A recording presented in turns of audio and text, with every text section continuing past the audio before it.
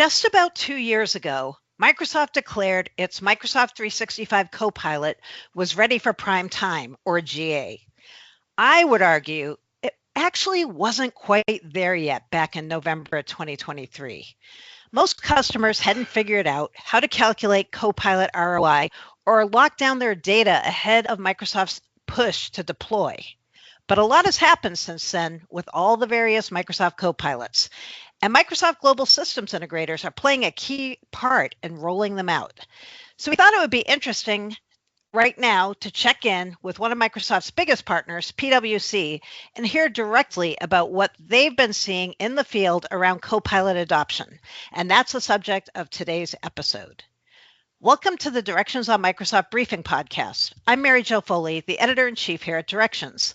I'm your host for the series of podcasts for those interested in the Microsoft Enterprise IT ecosystem. Joining me today are two guests. James Farhat is a PwC principal that leads its Microsoft Financial Services industry practice, focusing on AI adoption, enterprise strategy, and digital transformation. James joined PwC following the acquisition of his company, Applications Consulting Training Solutions, ACTS. And we've also got Directions analyst, Briggs, who covers data governance and writes about various CXO topics here at Directions.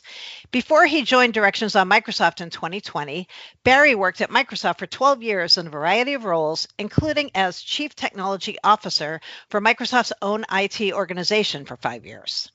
Coincidentally, or maybe not, my two guests are not strangers. 7 years ago, James Barry and Eduardo Kastner co-authored a book entitled Designed to Disrupt, Reimagine Your Apps and Transform Your Industry. Welcome, guys. Thank you so much for doing the podcast with me today. Great to be here. Mary Jo, thanks for having me. All right, so there are so many places I would love to dig in on this topic, but I want to start with one of the areas where we at Directions have gotten a lot of questions, which is ROI. We've had our members ask us for recommendations around how they should be thinking about Copilots and ROI. And at a couple of recent industry events that I attended, the Copilot ROI sessions were packed. We know that Microsoft has its own tools for calculating Copilot ROI, but I'm curious, can customers really rely on the company pushing a new technology to tell them how much value they're going to get if they spend $30 per user per month on top of what they're already paying for existing subscriptions? So James, I bet you have some insights here around the tools and the measurements that customers should be tracking when it comes to ROI. Yes, Mary Jo, like in the market, things have changed a lot over the last couple of years when Copilot was first introduced. And I think there's been a big catalyst in the last 6 months based on its capability. And some of the challenges in the beginning is how do I drive value out of Copilot? Because some of the maturity of the product, as you've known, and Microsoft products have not always been there when they first come out. And then they mature as customers give feedback and additional capabilities are brought into the product. Mm-hmm. Well, what we've found is that we first start with the motivational model, like why are you using Copilot and what are you using it for? And what's important is to understand and to create a rubric score that's going to show value against that motivational model. Okay. That motivational model could be risk. It could be to drive better operational efficiency. It could be to grow market share. But what's important is to not be aligned just on the vendor's model, because that's just a hypothesis, to be able to tune in based on that rubric score that's important to your business against that motivational model. And we're getting more advanced with the additional capabilities that fall on top of Copilot. So as Copilot Studio and M365 Copilot have advanced and started to use the Azure AI ecosystem, in the security and governance, it's become real important to be able to measure that. And to also think about day two run costs. And I think a lot of folks don't think about that. And day two run cost is a cost that you have to have in being able to support agent lifecycle management and agent operations. And so that's what we're seeing right now. And that's continuing to progress very quickly, just as Copilot has. And customers are becoming much more educated on that. Okay. Barry, got any points to add or questions you'd like to ask here? Yeah, I mean, first of all, caution everybody to remember that, as I'm sure they all know, that Microsoft's tools for measuring ROI are generally designed with the idea that they want to show very positive ROI, and Right. therefore cause you to buy more seats of Copilot. But that having been said, they can be very useful in measuring a lot of things, and that's important. So as you deploy Copilot, knowing how many people are using it, how long they're using it for, who's using it, all this, not only quantitative data, but qualitative data as well. Are they finding it useful? Thinking about, what James said this, and I think it's really important, which is focusing on the use case. So understanding, not just buying it, but buying it for a specific purpose, and knowing in advance what use case it is that you're attempting to solve. And lastly, I'd say that, most customers that we talk to find the real value of Copilot happens as you connect it to enterprise data sources. So not standalone, maybe helping you correct, write a grammatically correct email, but connecting it with the data that's in your ERP system or your CRM system or what have you. Okay. There's one last thing I'd say about this, and this is about that $30 per user per month. Remember that everything in Microsoft is negotiable, and when you think about that, pretty high price, think about where you put that in terms of your priorities. As you go into your negotiations with Microsoft, you always want to be thinking about your gives and your gets, right? And so, we have a whole practice around helping you get the most for your Microsoft dollar. And just remember that $30 is not fixed. Right.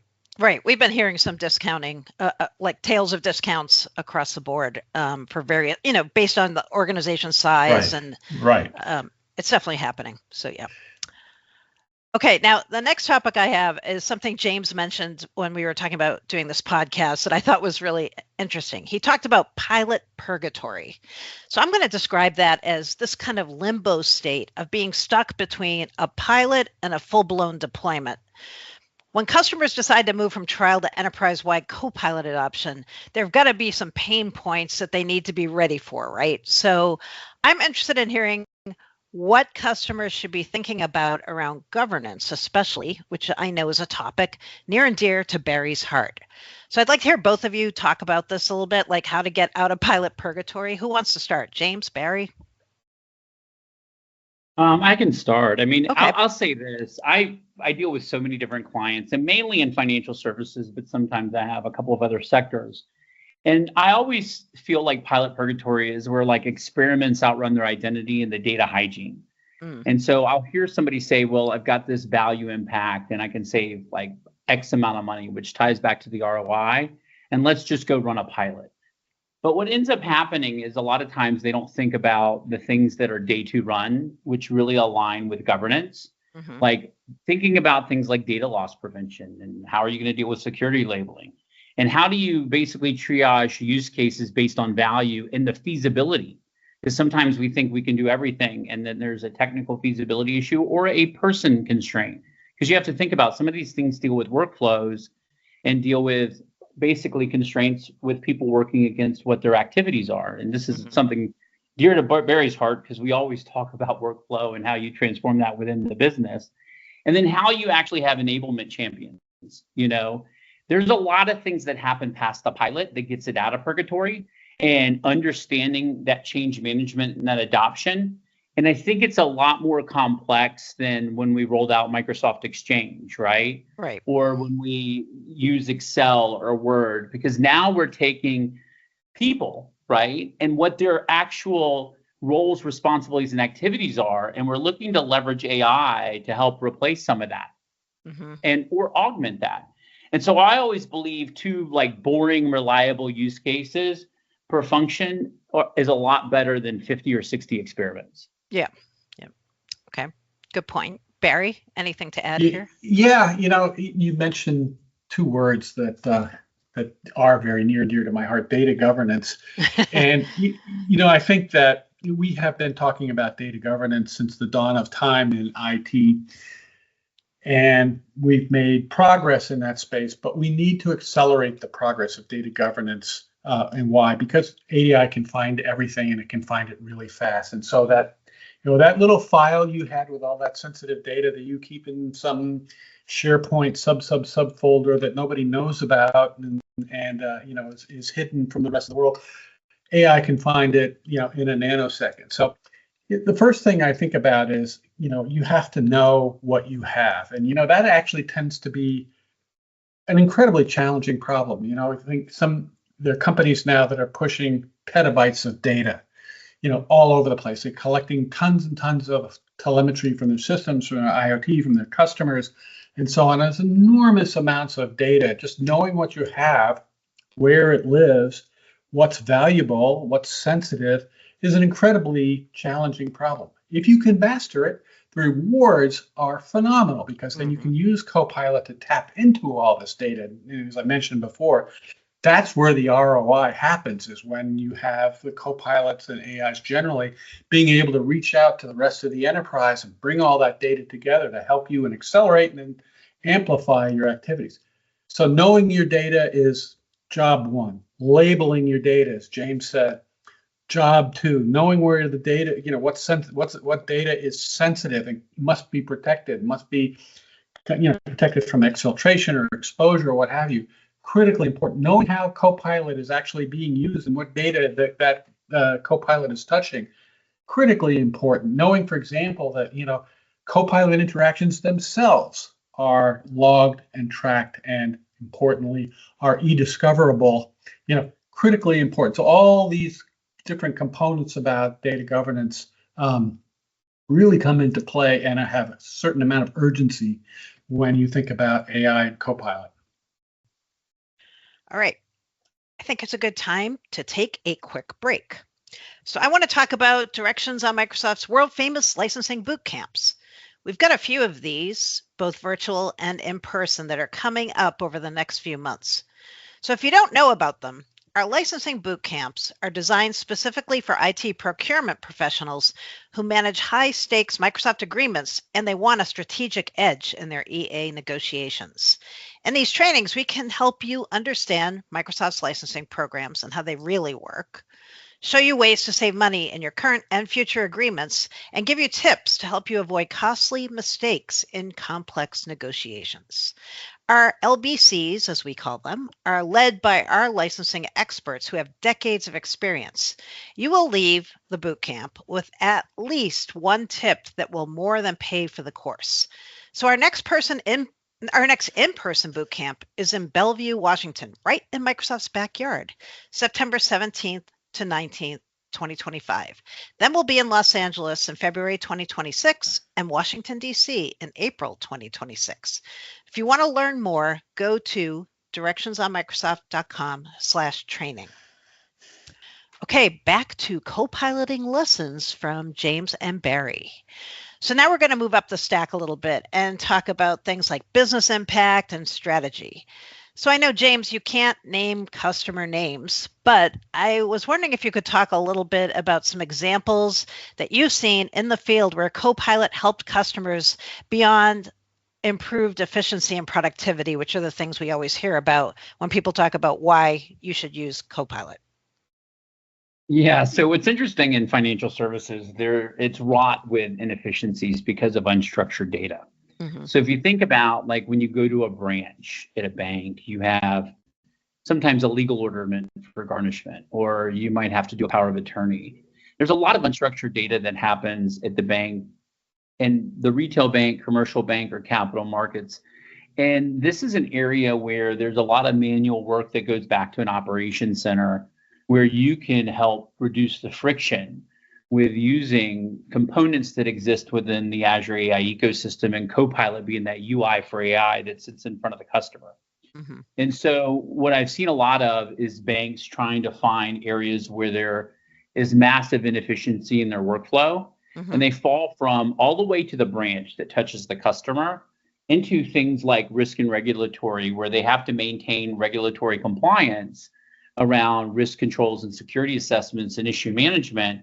And Copilot can really help do that and match against current reg changes that are happening today. In the areas of like insurance, if you think about a claim, there's a lot of unstructured data in a claim because insurance is based on states.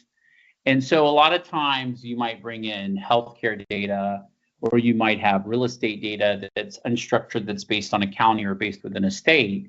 And so claims adjudication has become a big thing with Copilot, and being able to automatically connect back to an enterprise system that's a claim system. So there's a couple of different examples that come to unstructured, but the other area that I've seen a lot of is how do you actually create more headless activity? Mm-hmm. And me and Barry talked about this a couple months ago, Barry, and you'll remember this, is agentic AI and Copilot going to replace SaaS? And that's a discussion that people talk about. I do believe that there is going to be work that comes off of the screen that a human does, that agentic AI and Copilot and other components are going to be able to do. We call that sort of headless. Like, how do we move to more of a headless framework in front of a legacy system that somebody has? Mm-hmm. And so we're seeing a lot of that come about to where we can extend things that it's too expensive to do in the legacy system, but we can use the workflow capabilities of Copilot and Azure AI Foundry and some of the other adjacent capabilities to fill that in. Okay.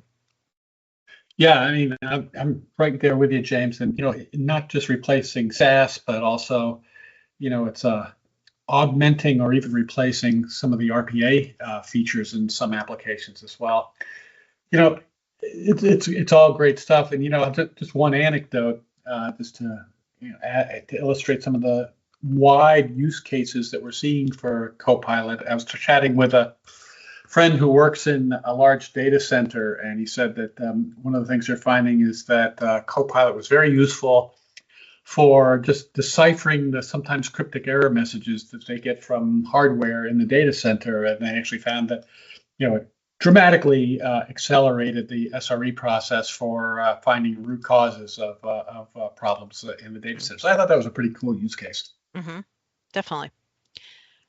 All right. Speaking of approaches, I always ask people this question in podcasts because I'm curious if there's something like a checklist or a set of approaches that are something everybody can use when it comes to aligning Copilot with things like organizational goals, securing stakeholder buy-in, and driving adoption. In other words, are there certain things that successful Copilot implementers do and anything they should not or do not do? I actually think that, if you go back to adoption and change management, which has always been a discussion around moving out productivity tools into the market, and this has been going on for a long time, I think that there needs to be a bottoms-up education about what the possible is at the same time of aligning leadership and buying into this. I think some of the areas that I've noticed is that they really don't know what they can or cannot do. Mm-hmm. And with the changes happening so fast, and like I was just with a bank recently, and there was like 200 people in the IT department, and I got to present to them Copilot and some of the things from a very contextual workflow capability of what can you do to make changes.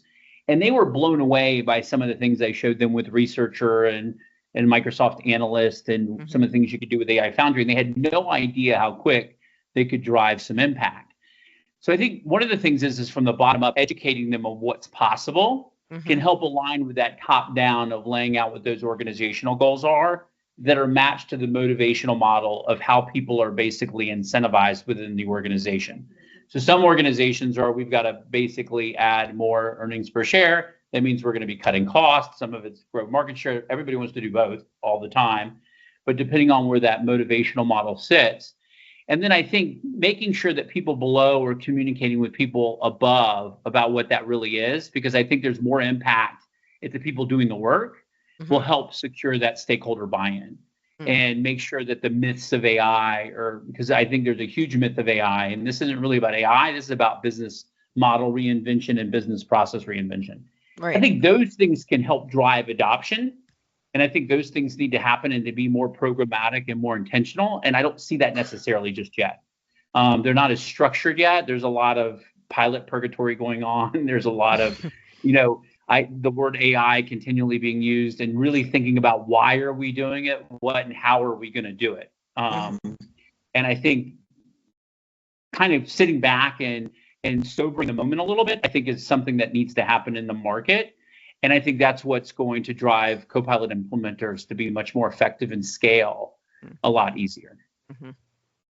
Yeah, I couldn't agree more. In fact, that was really well said, James. Because I think educating people in the art of the possible is incredibly important, because there's just this mass amount of, I'd say, noise about what AI can do, what the quote unquote dangers might be, blah blah blah, and sort of understanding. I've seen a lot of people's mouths drop open when they see analyst or researcher inside of Copilot. And some of the possibilities that Copilot can do. We did, company I worked with did a competitive analysis in Copilot, the analyst, and the report that it generated knocked their socks off. So there's, the art of the possible. That having been said, the other piece of this, which I think is critically important, is, we talked a little bit about this before, is the governance aspect of this. And I just reemphasize that Copilot interactions themselves, for example, are e-discoverable. And so you need to put in place the appropriate controls to track what is it people are actually saying to Copilot, because people being people, there's sometimes harmful content or harassment, or even things like insider trading sorts of things that some C-level person is asking, is this the right time to trade my stock? Don't do that. And that's where Purview, I think, comes into. Is important for just to keep an eye on what people are using it for. And I just emphasize too that as you look at this, that capability does not come for free. You have to have the E5 level of Purview to get those kind of features. But as much as that sounds like Big Brother, it's pretty important. Right. Okay, I've got a last question that's kind of a big question, and we've talked about the word agents a couple times during the show, but that's the new hot buzzword, right? Agents. So I'm curious how both of you see Copilot evolving in regards to agents.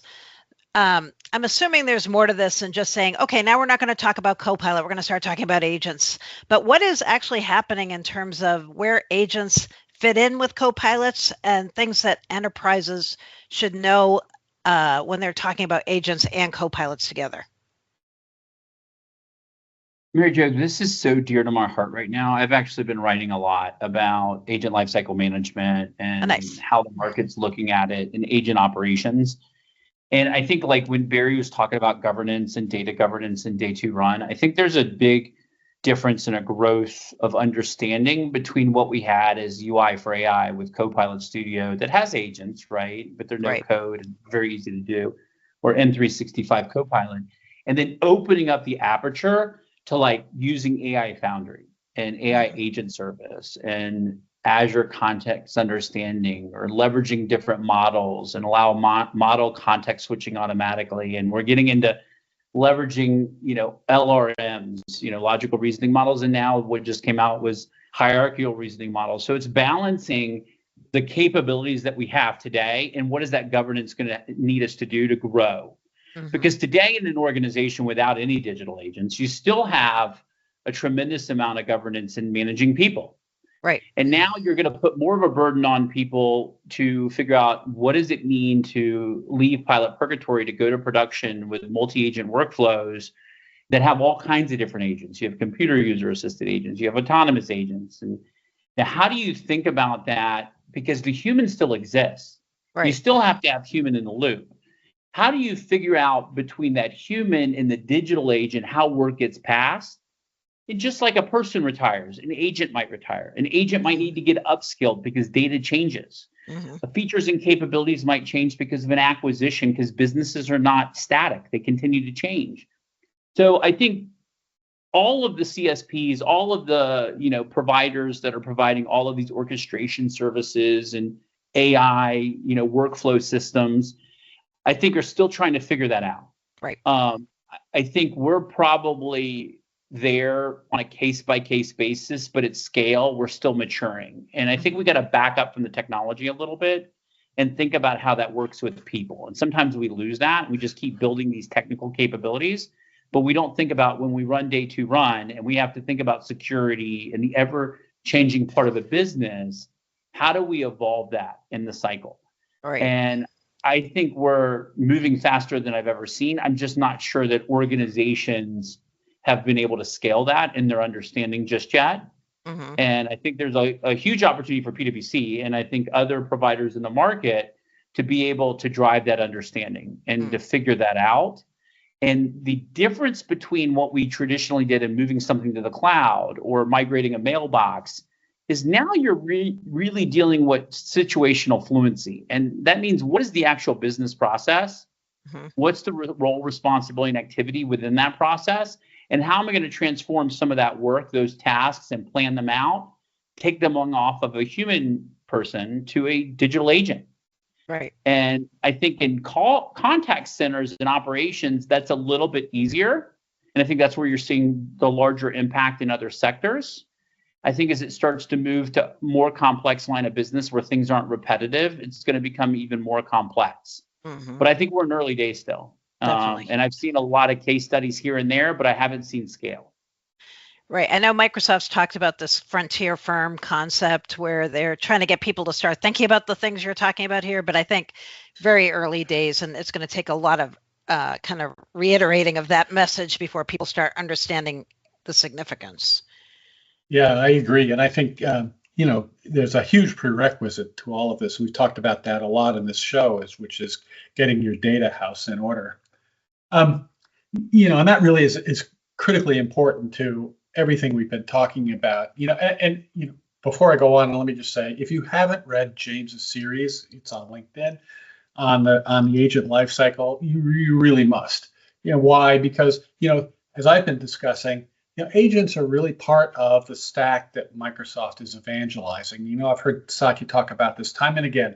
There's a new stack for applications emerging, and it is Copilots of the UI, agents of the business logic, and underneath that is Fabric or Snowflake or Databricks or what have you. This massive amount of well-curated data that the agents can consume.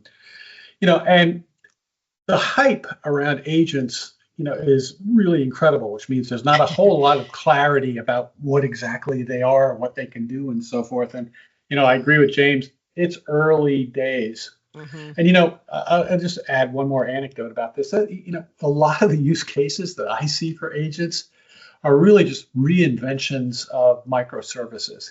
Mm-hmm. Remember 5 years ago? Everything was all about microservices, right? Take your e-commerce application, it's monolithic, and you split it up into little pieces. There's the catalog microservice and the transaction microservice and reverse logistics microservice. So each microservice can be independently developed by different teams as long as they all keep to the Swagger API contract, blah blah blah, and so forth. And it's really dynamic. It enables enormous agility and so forth. And then you realize that after a time, as great as that was, you were really splintering your data. You couldn't manage all the hundreds of microservices that were all over the cloud.